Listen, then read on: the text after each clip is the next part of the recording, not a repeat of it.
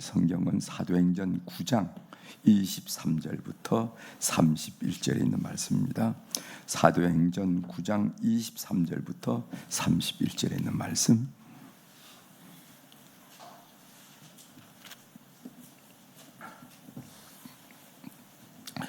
사도행전 9장 23절에 있는 말씀부터 제가 읽어드리겠습니다. 23절입니다.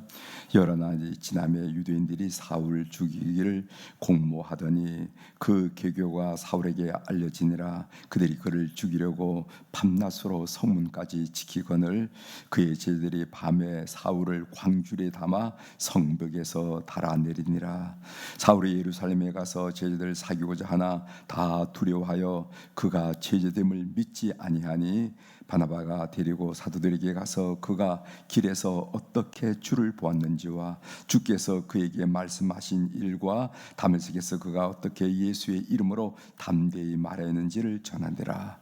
사울의 제자들과 함께 있어 예루살렘에 출입하며 또 주 예수의 이름으로 담대히 말하고 헬라파 유대인들과 함께 말하며 변론하니 그 사람들이 죽이려고 힘쓰거늘 형제들이 알고 가이사라로 데리고 내려가서 다소로 보내니라. 그리하여 온 유대와 갈릴리와 사마리아 교회가 평안하여 든든히 서가고 주를 경외함과 성령의 위로로 진행하여 수가 더 많아지니라. 아멘. 31절까지 함께 읽었습니다.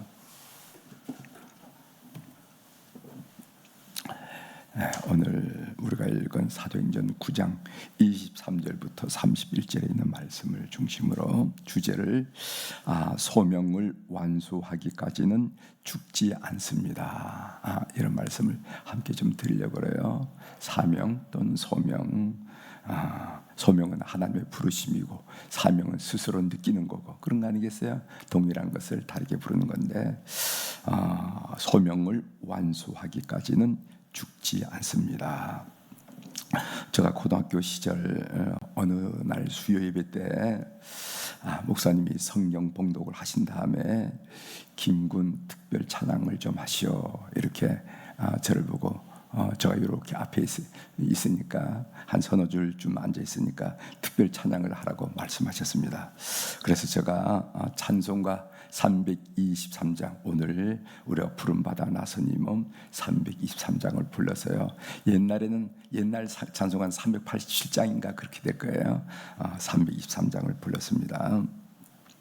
이 찬송가 323장은 저의 소명을 고백할 수 있는 가장 적절한 찬송이라 이렇게 느껴져서 찬양을 했습니다. 그런 순수한 마음을 부름받아 나선 이범 어디든지 가오리다 하는 그런 순수한 마음을 지금까지 간직하고 있는가 그런 생각을 좀 해봤어요. 이 마음을 좀 유지하려고 아랍 지역에도 선교사로도 나가고 이렇게 유지하려고도 노력했지만은 그 순수한 마음을 지금까지 유지하고 있습니다 라고 자신 있게 여러분들에게 말씀드릴 수는 없습니다. 많이 변했어요. 그러나 그 마음을 회복하라고 늘 신경을 쓰고 마음을 두고 있다 하는 말씀도 여러분들에게 드립니다. 찬송가 323장을 함께 불러서 그 예전 일이 생각나서 여러분들과 함께 잠깐 나눴습니다. 자, 오늘 본문 내용입니다.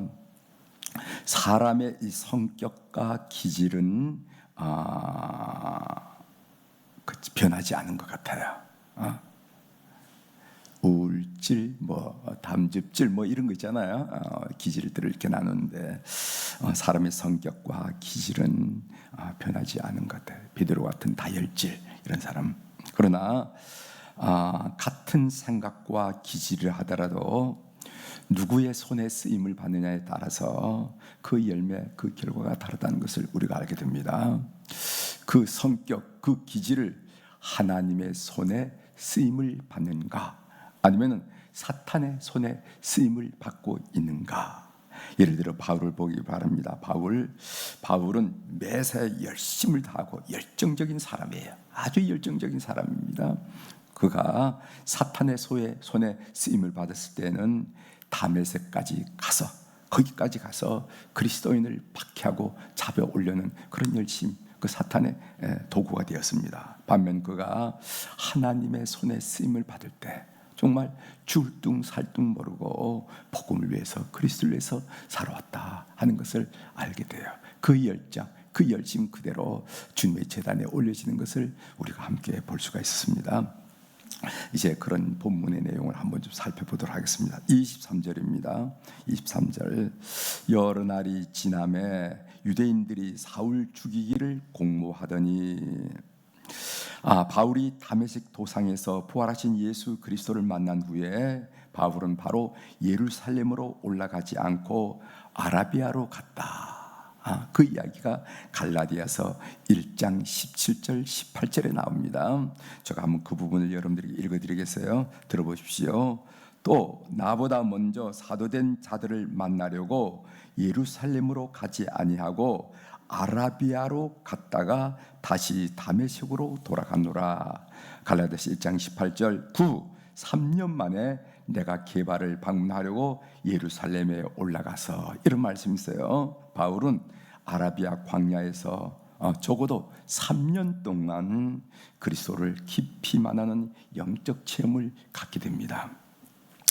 여러분, 광야, 지난주 우리 찬양을 광야를 지나며 해서 찬양을 끝난 다음에 많은 교우들로부터 참 은혜를 받았다 하는 이런 문자도 받고 그런 얘기를 들었는데, 그 광야가 히브리어로 뭐라 말하냐면 미드바르라고 그래요. 미드바르.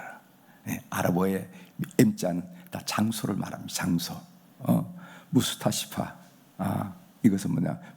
병원을 말해요. 병원. 마드라사. 다라사 공부한다는 말이고, 마드라사 학교를 말하고 이래. 그래서 M자가 붙으면 그 행위가 일어나는 장소를 주로 의미하는데, 미드바르 밑자가 들었죠. M자. 이것은 뭐 광야를 하는 의미입니다. 광야. 이 미드바르라 하는 말은 어디서 왔냐면은 다바라라는 그런 동사에서 왔거든요. 그 다바라 하는 그 동사는 그 의미가 뭐냐면 말한다. 그래서 그 광야에서 말한다는 거예요. 누가 말은? 하나님. 그래서 우리는 광야에 섰을 때, 광야를 지날 때 하나님의 말씀하심을 명료하게 명확하게 들을 수 있다는 거예요. 우리가 등 따뜻하고 배부르고 이러면은 하나님 말씀을 듣기가 참 어려워요. 그런데 인생의 광야를 지날 때 하나님의 말씀이 더 명료하게, 더 명확하게 들린다. 이것을 우리가 알 수가 있는데, 바로 사울이 하나님을, 예수 그리스도를 체험한 이후로 그는 도시 예루살렘으로 가지 않고 그는 광야에서 3년 동안 깊게 하나님과 영적인 교제를 하고 은혜를 체험했습니다. 바울은 광야에서 능력을 받고 이런 능력으로 복음을 전하니까 유대인들의 입장에서 보면은 얼마나 꼴보기 싫었겠어요. 그래서 오늘 23절 하반절에 보면은 사울 죽이기를 공모하더니, 너무너무 보기 싫으니까 죽이겠다 이렇게 공모했다는 얘기 나옵니다. 25절 보겠습니다. 그의 제자들이 밤에 사울을 광줄에 담아 성벽에 달아내리니라, 이렇게 했어요. 우리는 여기서 이런 질문을 좀 할 수가 있어요. 어떤 분은 이런 질문을 합니다. 바울은 왜 순교하지 않고 도망갔을까? 그것도 광주리에서, 성문에서, 성에서 광주리에서 이용해가지고 그렇게 그렇게 됐을까 하는 그런 생각을 우리가 하게 됩니다. 바울은 나중에 순교를 당하죠. 로마에서 바울은 나중에 순교를 당하지만 지금은 때가 아니었다는 거예요. 여러분, 창세기 28장 15절에 보면 하나님께서 그 야곱에게 하신 말씀이 나오는데, 제가 그 부분을 읽어드리겠습니다. 창세기 28장 15절에 보면은 내가 너와 함께 있어 네가 어디로 가든지 너를 지키며 너를 이끌어 이 땅으로 돌아오게 할지라. 내가 네게 허락한 것을 다 이루기까지 너를 떠나지 아니하리라 하신지라 했어요. 내가 네게 허락한 것을 다 이루기까지. 따라서 왜 바울이 그때 순교할 수 있는 기회에 그 순교를 하지 않고 그렇게 도망을 갔을까? 여기에 대한 대답은 뭐냐면 바울에게 허락한 사명이 있기 때문에, 바울에게 허락한 사명이 남아있기 때문이라 이렇게 대답을 할 수가 있습니다. 사랑하는 교회 여러분, 우리가 인생을 살다 보면 질병도 가난도 부도도 또 실패도 이런 것을 겪게 되는데 여러분 걱정하지 마십시오. 걱정하지 마십시오. 여러분의 사명을 다 이루기까지는 여러분을 불구덩이에 던져놔도 죽지 않습니다. 이거 믿으십니까? 나에 대한 사명, 소명을 다 이루기까지는 여러분들을 코로나가 아니고 불구덩이에 던져놔도 죽지 않아요. 하나님은 그렇게 만만한 분이 아니십니다. 꼭 믿는 여러분이 되시길 바랍니다. 26절을 봅니다. 사울이 예루살렘에 가서 제자들을 사귀고자 하나 다 두려워하여 그가 제자됨을 믿지 아니하니 바울이 회심 후에 첫 예루살렘을 방문하였으나 그의 회심의 진정성을 교회가 믿지 않다라는 거예요. 그 난감한 처지에 놓인 바울을 도운 사람이 누구냐 하면은 바나바라는 사람입니다. 27절에 나오죠.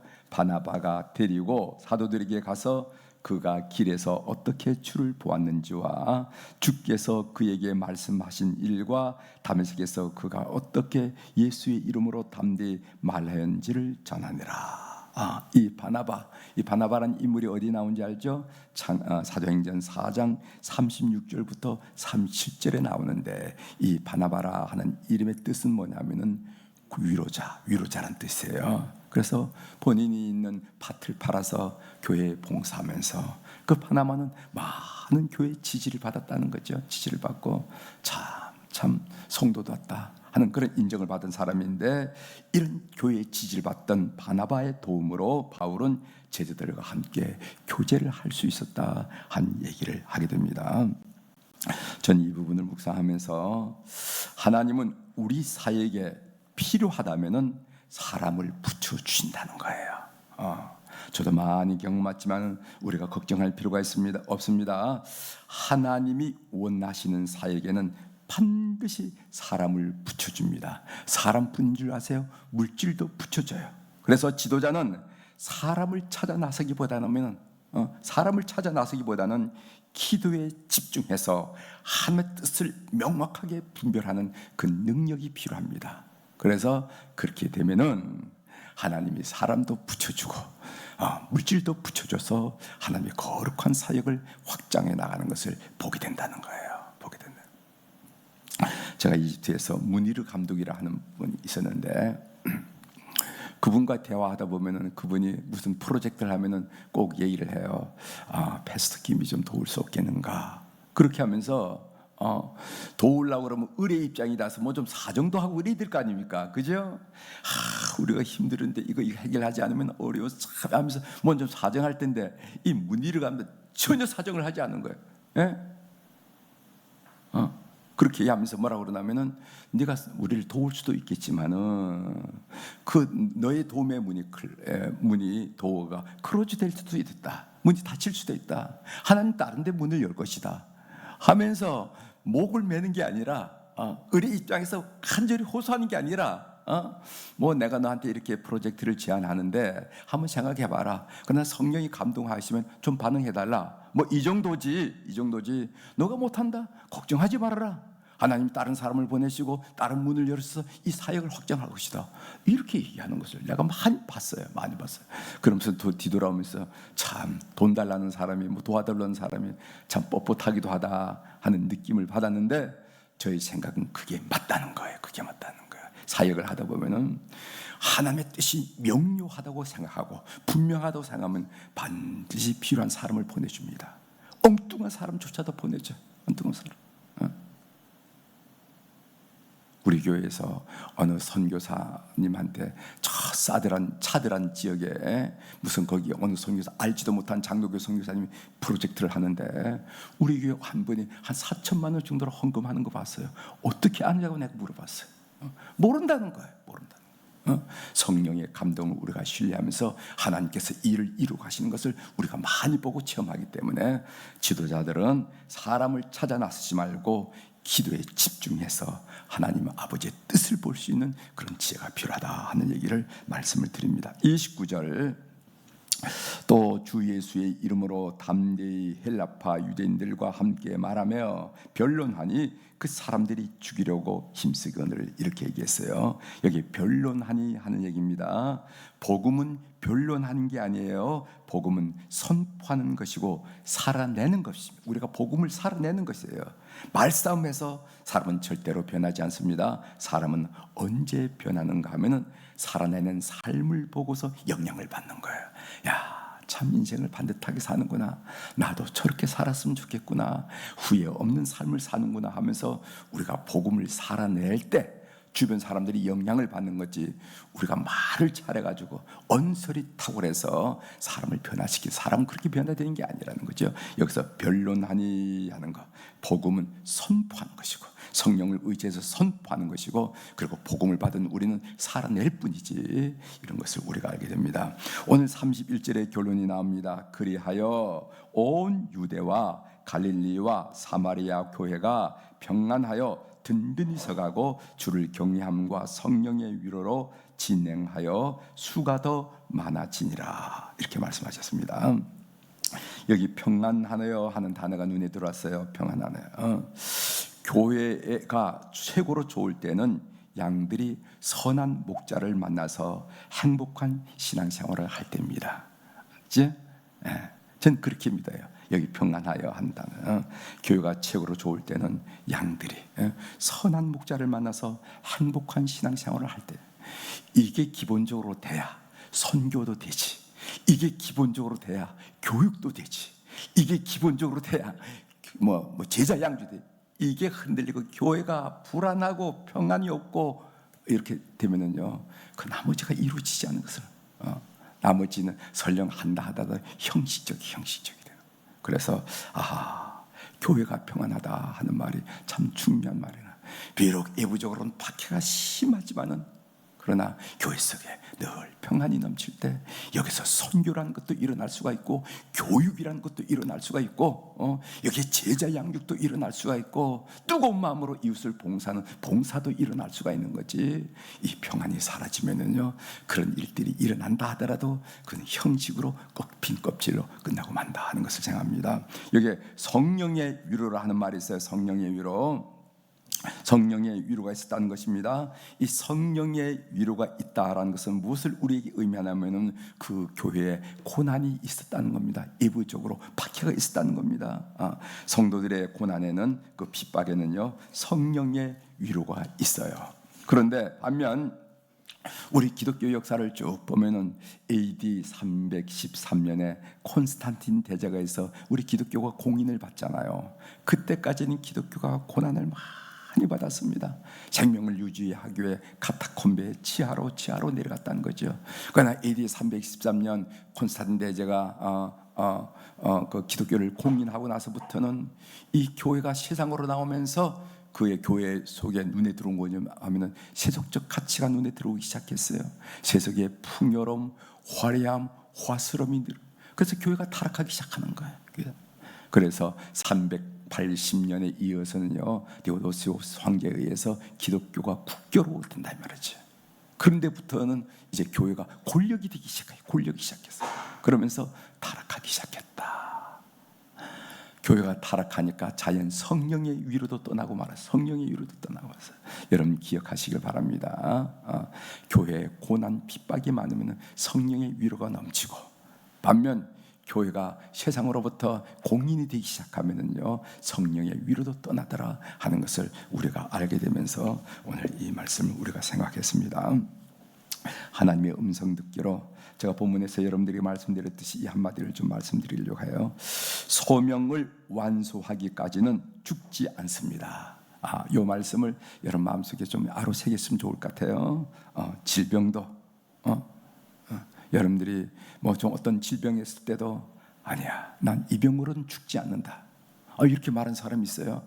나는 이 병으로는 죽지 않는다, 그렇게 말하는 사람이 있어요. 가난, 그리고 사업의 부도, 또 인생의 여러 가지로 말하는 실패, 뭐 시험에도 실패하고 뭐 이런 데 실패하고 저런 데도 실패해.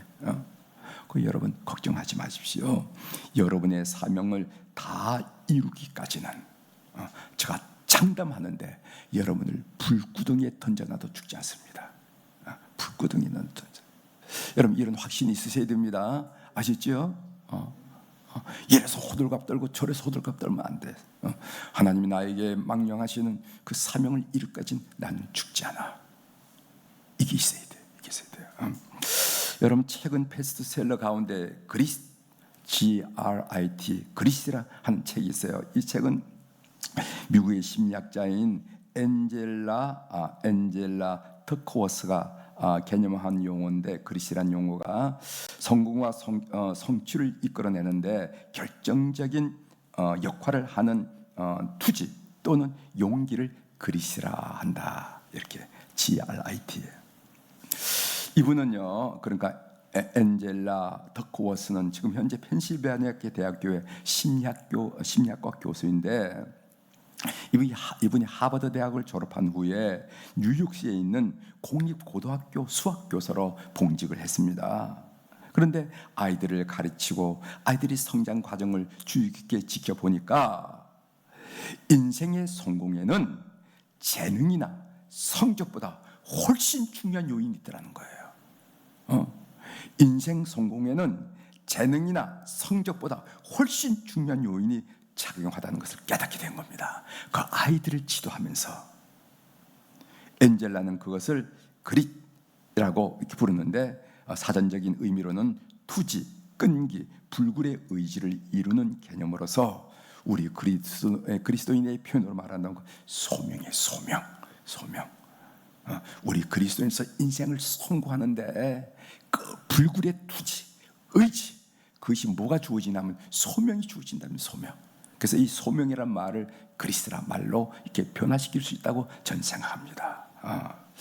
소명을 완수하기까지 여러분의 상황이 어떻게 전개되는지 하지 혼돈되지 마시고 정신 잃지 마시고 승리하는 불굴의 의지와 투지와 가지고 주의 거룩한 일들을 받들어든 주의 교우들이 되기를 주의 이름으로 부탁을 드립니다. 기도하시겠습니다.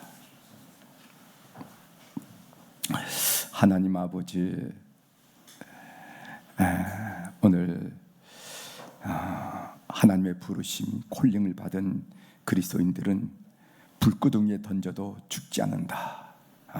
이런 일전을 당혹스러워하거나 당황하지 말자 하는 권면을 드렸습니다. 하나님 아버지, 오늘 이 마음속에 이 말씀을 마음속에 깊이 아루새기고 오늘 하루를 승리할 수 있도록 은혜를 베풀어 주옵소서. 그래서 우리 앞에 전개되는 복잡다단한 상황에 우리 영혼을 팔지 않게 하시고 우리의 심령이 흔들리지 않도록 주님 역사하여 주시옵소서.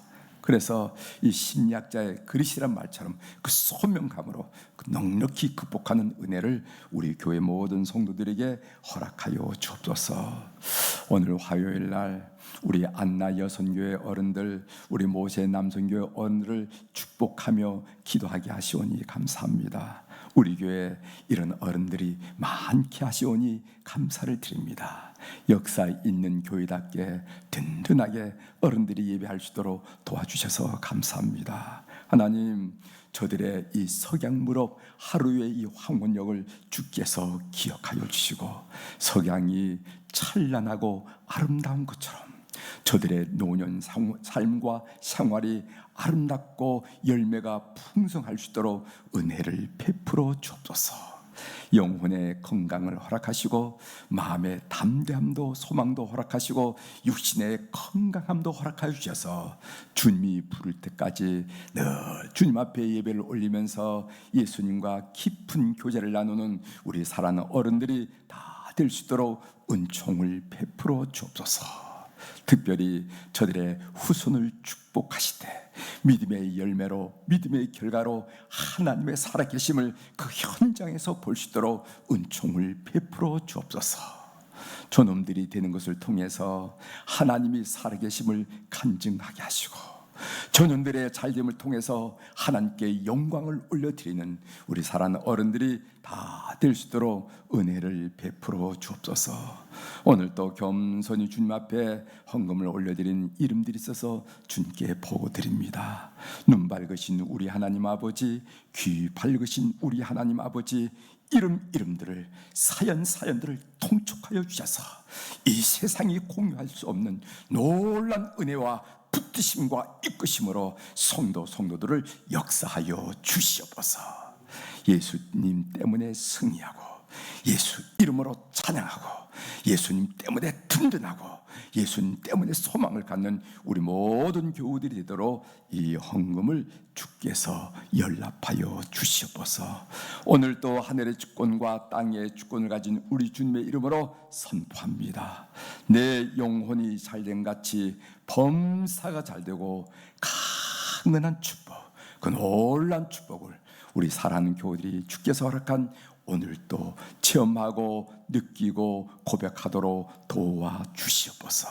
감사드리며 예수님의 이름으로 기도 올리옵나이다. 아멘.